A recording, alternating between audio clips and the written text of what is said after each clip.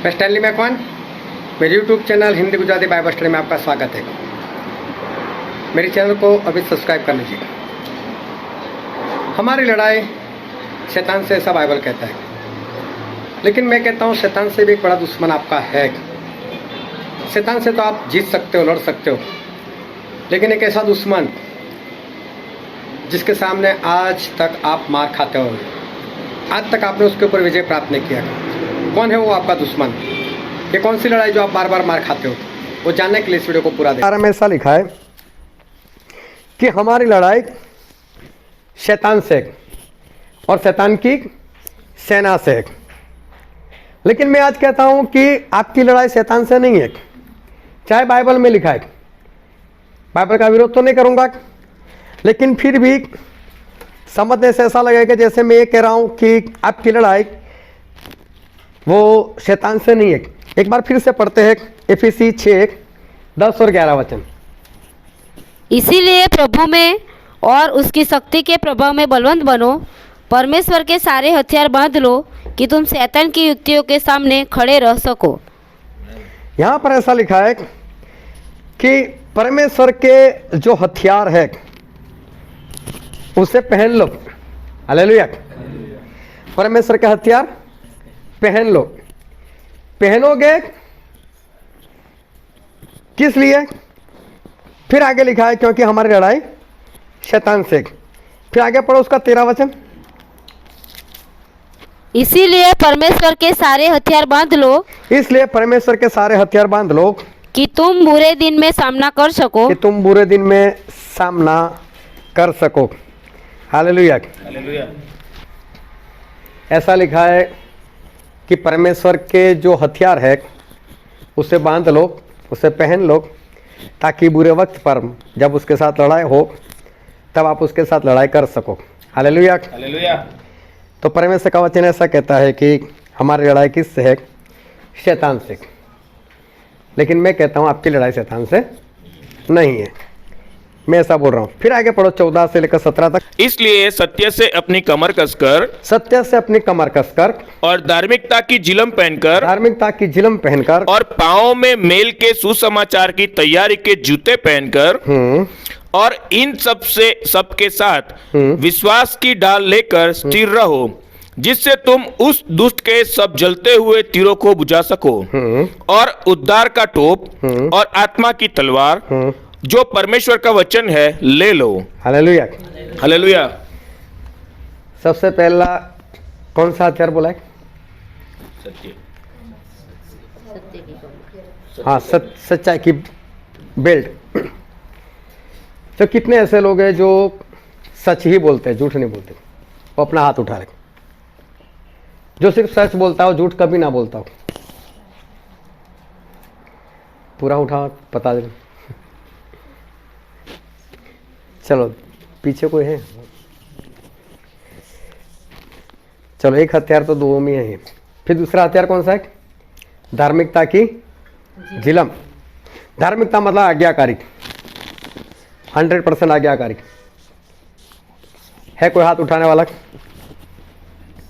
नहीं। तीसरा क्या है? मेल के सुसमाचार के जूते। हाँ, शांति के जूते, मेल के जूते, एक दूसरे के साथ मेल मिलाप होना। क्या सभी के साथ मेल मिलाप है? या ना? अच्छा। फिर चौथा? विश्वास की डाल। विश्वास की डाल। फिर पांचवा? उद्धार का टोप। हाँ, उद्धार का टोप जो सर में लगाया जाता है। और आत्मा की तलवार। आत्मा की तलवार मतलब वचन। खाटू उसमें तो। हालेलुया। हालेलुया। ये जो हथियार लिखे, अगर सारे हथियार नहीं है, सारे हथियार नहीं है, तो फिर शैतान से लड़ाई कैसे होगी? है ना? मैंने इसलिए बोला कि आपकी लड़ाई नहीं है। जिसने सारे हथियार पहने हैं ना, उसी की लड़ाई शैतान है। शैतान भी देखा इसके साथ क्या लड़ना। जो एक नहीं है तो वहां पर किसकी बात है? शैतान की बात है ना। ओह अच्छा, तू तो मेरा ही है, तेरे साथ क्या? तेरे साथ तो बना कर रखूंगा। हालेलुया। हालेलुया। तो जिसके पास ये सारे हथियार नहीं,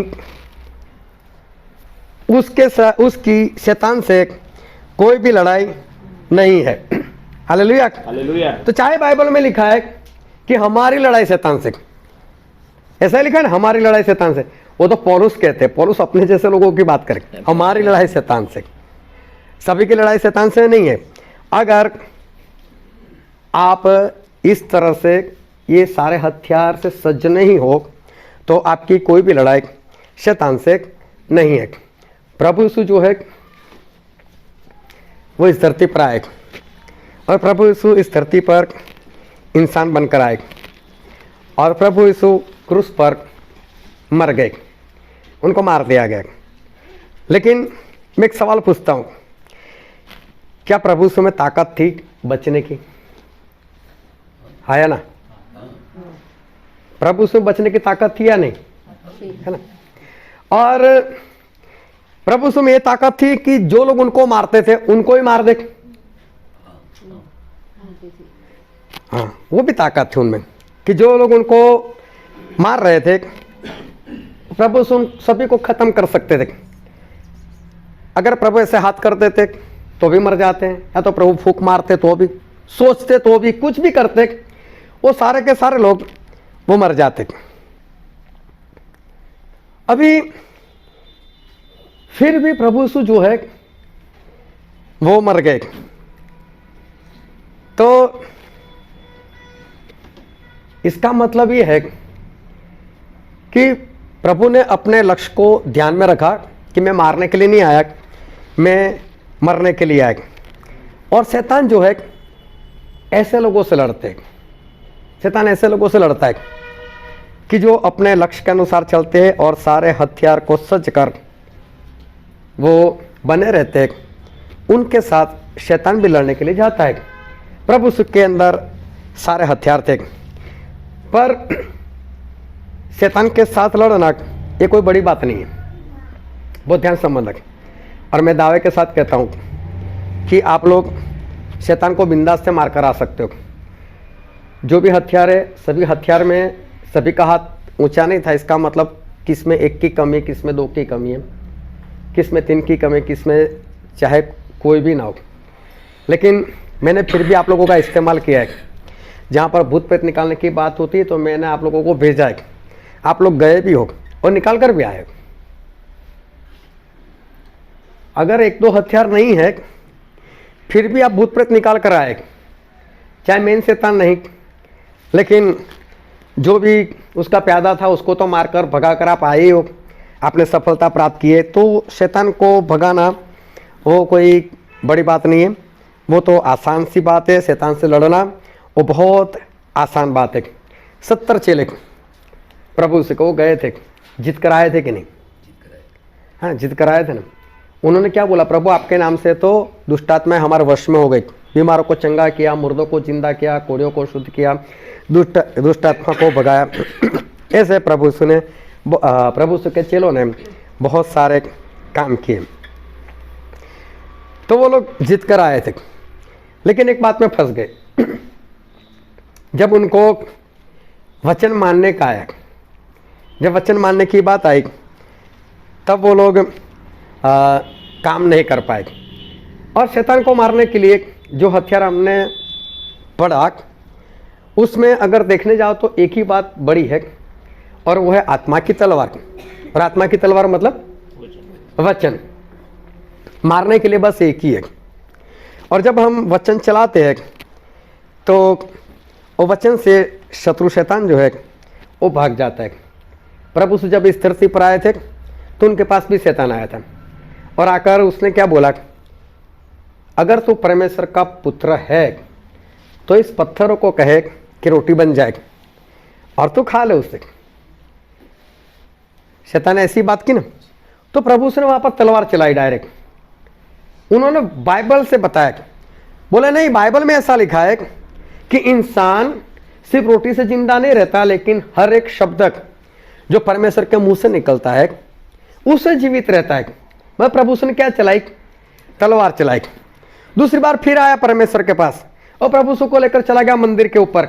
उन्होंने यहां से गिर जा, और तेरे बारे में ऐसा लिखा है कि परमेश्वर अपने स्वर्गदूतों को आज्ञा देंगे और स्वर्गदूत आएंगे और तुझे उठा लेंगे और तुझे ठेस नहीं लगेगी, बोले गिर जाए यहां से। तभी प्रभु उसने तलवार चलाई, बोले नहीं ऐसा लिखा है कि तेरे परमेश्वर की परीक्षा ना कर। दूसरी बार तलवार चलाई, तीसरी बार पहाड़ के ऊपर ले गया शैतान। वो बोलता है कि देख सारा महिमा ये पूरा संसार मैं तुझे दे दूंगा, सिर्फ मेरे पैर पड़ जा, मुझे दंडवत कर, मेरी आराधना कर।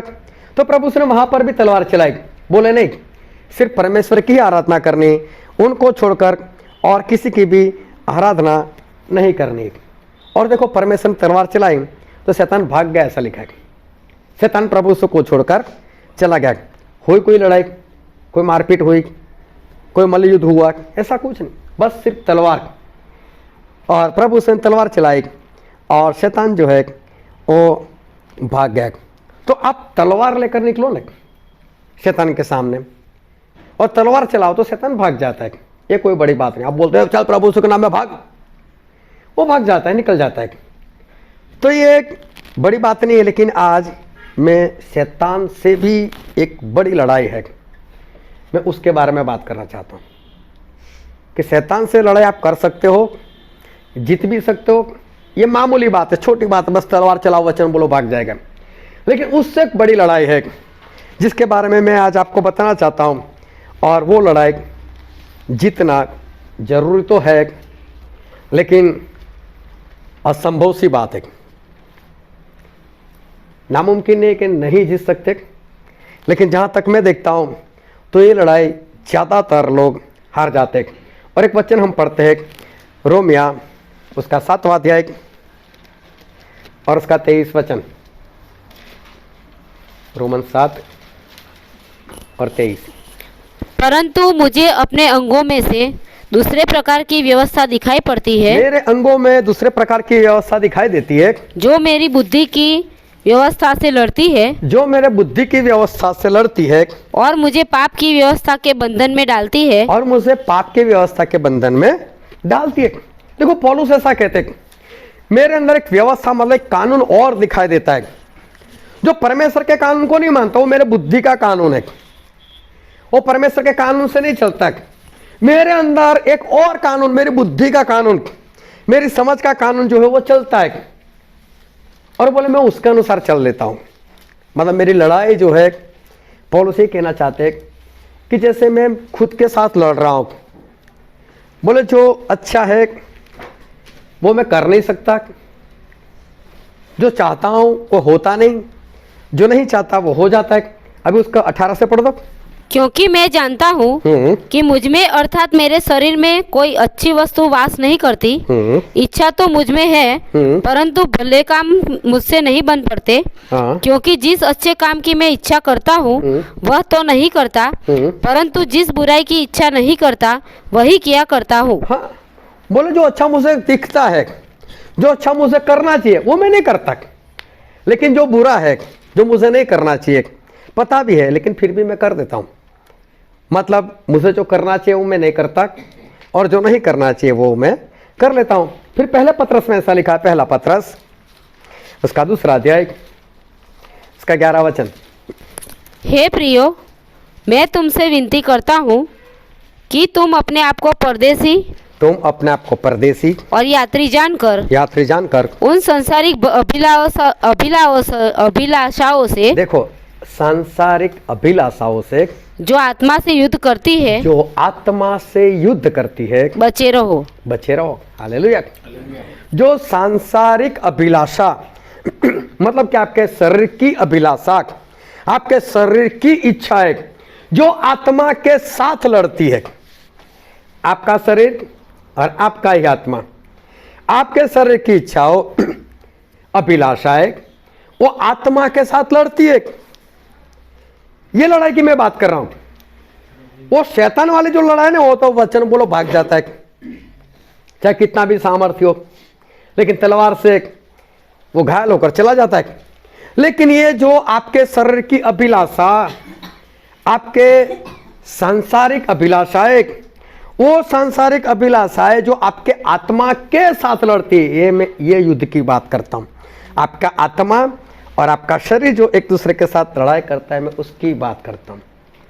उसमें जितना, हालेलुया, उसमें जितना नामुमकिन नहीं है, लेकिन नामुमकिन जैसा ही है। ज्यादातर लोग इसमें हार जाते हैं। फिर याकूब की पत्री में ऐसा लिखा है, याकूब की पत्री उसका 4 अध्याय उसका 1 वचन, तुम में लड़ाइयाँ तुम में लड़ाइयाँ और झगड़े कहाँ से आ गए? कहाँ से आ गए? क्या उन सुख विलासों से नहीं क्या उन सुख विलासों से नहीं जो तुम्हारे अंगों में लड़ते फिरते हैं? जो तुम्हारे अंगों में लड़ते भिड़ते हैं। आप आपस में एक दूसरे के साथ जो लड़ाई करते हो उसकी बात की, वो लड़ाई कहाँ से आती? आपस में लड़ाई कैसे आती? आपके रिश्तेदारों के साथ लड़ाई कैसे हो जाती? तो बोला आपके अंग के अंदर, आपके शरीर के अंदर जो अभिलाषाएं है उसके अंदर जो लड़ाई, जो आपके आत्मा के साथ लड़ती है, उसके कारण परमेश्वर ने बोला कि आप लड़ो। तो लड़ाई कहां से आती? वो शरीर के काम कहां से आते? क्योंकि उसके ऊपर इंसान ने विजय प्राप्त नहीं किया, आत्मा ने विजय प्राप्त नहीं किया। और अभी बहुत स्पष्ट वचन पढ़ते हैं जो है गलातिया 5 अध्याय 16 और 17 वचन।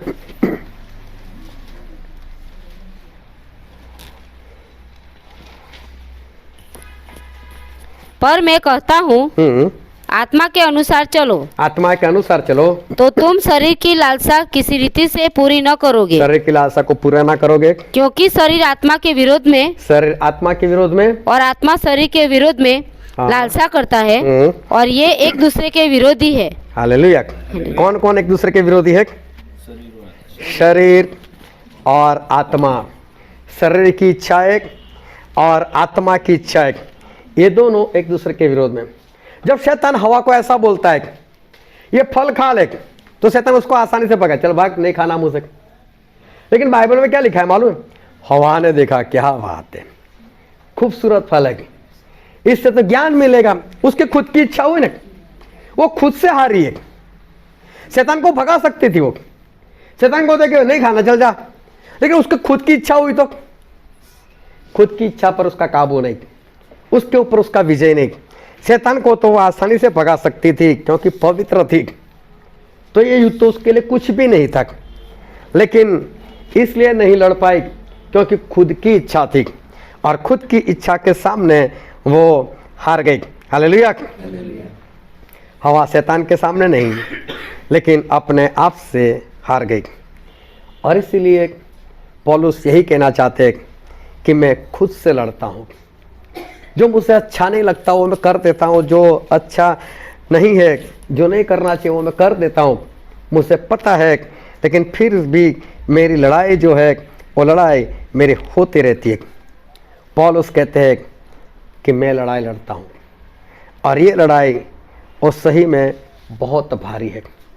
और पहले कुरिन्थी में लिखा है उसका 9 अध्याय उसका 27 वचन, परंतु मैं अपनी देह को मारता कूटता और वश में लाता हूँ, ऐसा न हो कि औरों को प्रचार करके मैं आप ही किसी रीति से निकम्मा ठहरूं। देखो पौलुस कहते हैं मैं अपने आप को मारता कूटता हूँ, अपनी देह को मैं मारता कूटता हूँ।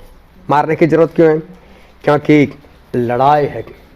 मैं अपने आप को कंट्रोल करता हूँ, मैं मेरे शरीर को कंट्रोल में रखता हूँ, क्योंकि मैं शरीर को मारना चाहता हूँ। क्योंकि ये आत्मा से एक लड़ाई जो है वो लड़ाई उस शरीर के साथ हो रही है। शैतान को तो मारकर भगाना आसान है। शैतान बोलता है व्यभिचार कर, तो आप उसको आसानी से भगा सकते हो, चल भाग। बाइबल में 10 आज्ञा दी, 10 आज्ञा में क्या आज्ञा कौन सी है? व्यभिचार ना कर। कौन से नंबर पर है? 7 नंबर पर है, व्यभिचार ना कर। तो शैतान बोलेगा व्यभिचार कर, तब तलवार चला सकते। परमेश्वर ने हमको 10 हुक्म दिए, उस 10 हुक्म में 7वां हुक्म है व्यभिचार मत कर, चल भाग यहां से। तलवार चली वो भाग जाएगा। लेकिन आपका शरीर बोलेगा व्यभिचार कर, फिर वहां पर कौन सा शैतान है? वहां तो खुद से लड़ना है, वहां तो खुद की इच्छा है, वहां तो खुद की मर्जी है। वहां कैसे? फिर ऐसे कोई जाता है तो वहां तक छोड़कर आता, खुद की इच्छा पर कैसे काबू करे, खुद के ऊपर कैसे विजय प्राप्त करे। शैतान को तो आप भगा सकते हो, लेकिन शैतान को तो भगा सकते हो, लेकिन खुद की इच्छा को कैसे मारोगे? ये आत्मा और शरीर की लड़ाई है, और ये लड़ाई शैतान से लड़ने से भी भारी है। इसलिए मालूम है प्रभु यीशु ने एक बात बोली थी, और हम वचन में पढ़ते हैं मत्ती उसका 16 अध्याय और उसका 24वां वचन। तब यीशु ने अपने चेलों से कहा, तब प्रभु यीशु ने अपने चेलों से कहा, यदि कोई मेरे पीछे आना चाहे यदि कोई मेरे पीछे आना चाहे तो अपने आप का इनकार करे। बहुत ध्यान से समझना, तो अपने आप का क्या लिखा है, अपने आप का इनकार करे इनकार करे और अपना क्रूस उठाए और अपना क्रूस उठाए और मेरे पीछे हो ले। और मेरे पीछे हो ले। आप जब पुलिस में भर्ती होते हो ना, तो ऐसा नहीं बोलते अपने आप से लड़ सकते हो, दुश्मन से लड़ सकते हो। आर्मी में जाओ तो बोले दुश्मन से लड़ सकते हो, वहां पर वो ट्रेनिंग दी जाएगी। प्रभु ने ऐसा बोला, मेरे पीछे आना हो तो शैतान से लड़ना सीखो, सारे हथियार सज हो जाओ। शैतान से लड़ाई आती है कि नहीं? लेकिन प्रभु ने कौन सी बड़ी बात बोली? वो तो ऐसे ही भगा देंगे, वो तो वचन बोलेंगे तो भाग जाएगा वो लड़ाई कौन सी बड़ी है? लेकिन प्रभु ने क्या बोला, जो कोई मेरे पीछे आना चाहे तो अपने आप का इनकार करे, अपने आप का इनकार करे, अपनी इच्छाओं को मारे। ये लड़ाई बड़ी है, ये लोग नहीं कर पाते। तो प्रभु ने बोला अपने आप का इनकार करे और क्रूस उठाकर मेरे पीछे आए। प्रभु में ताकत थी कि वो सभी लोगों को मार सके, लेकिन फिर भी क्रूस पर मर गए। अपनी इच्छा जो जीने की थी, क्या प्रभु को जीने की इच्छा थी या नहीं थी? कि मरने की इच्छा थी? हाँ, प्रभु ने तीनों चेलों को बोला, दुखी हो गए थे, मेरे लिए प्रार्थना करो। फिर उन्होंने भी क्या प्रार्थना की थी? प्रभु ने ऐसी प्रार्थना की कि परमेश्वर हो सके तो ये कटोरा, मतलब जीना चाहते थे, है ना, इंसान बनकर आए थे, चाहती मैं जीऊं, लेकिन नहीं, इसके ऊपर विजय प्राप्त करना है। नहीं परमेश्वर आपकी मर्जी, मेरी तो इच्छा है, लेकिन नहीं, इसके ऊपर विजय प्राप्त करना। ये नहीं, मैं मरना चाहता हूं, मुझे मरना पड़ेगा, मुझे मरना है, एक कटोरा मुझे पीना है। और प्रभु ने उस कटोरे को पिया, खुद को मारना। इसलिए प्रभु ने कहा, जो कोई मेरे पीछे आए तो वो अपने आप का इनकार करे। Hallelujah, hallelujah. ये शैतान से भी बड़ी लड़ाई है, जो ज़्यादातर लोग जी नहीं सकते। प्रभु यीशु भी जीना चाहते थे, लेकिन मना कर दिया, नहीं, मैं मेरी इच्छाओं को मारूंगा। और यही हमारी सबसे बड़ी लड़ाई है, इसी को हमें जीतना है। आप अपनी खुद की इच्छाओं को मारो, ये सबसे बड़ी लड़ाई है, सबसे बड़ा विजय है। और इसी कारण पाप होते जा रहे। जिस वक्त आपने अपने आप को कंट्रोल कर दिया, अपने देह को मारना सीख लिया, ये लड़ाई जीत गए, सारे पाप अपने आप बंद हो जाएंगे। तब मैरिज बंद हो जाएगा, बर्थडे बंद हो जाएगी, लेट आना बंद हो जाएगा, गवाही नहीं देना बंद हो जाएगा, तब सारे काम आप कर पाओगे। क्यों? क्योंकि आपने अपनी इच्छाओं पर विजय प्राप्त कर लिया। हालेलुया।